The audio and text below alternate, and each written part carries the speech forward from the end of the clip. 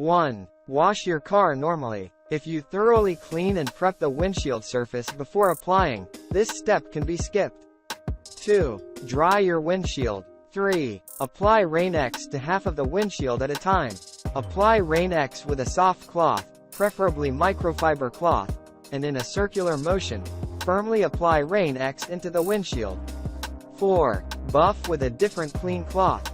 Move up the windshield, gradually buffing out the haze, until you get to the top of the glass. 5. Take a clean cloth and go over all the surfaces one last time, buffing in circles, rubbing off the last residue.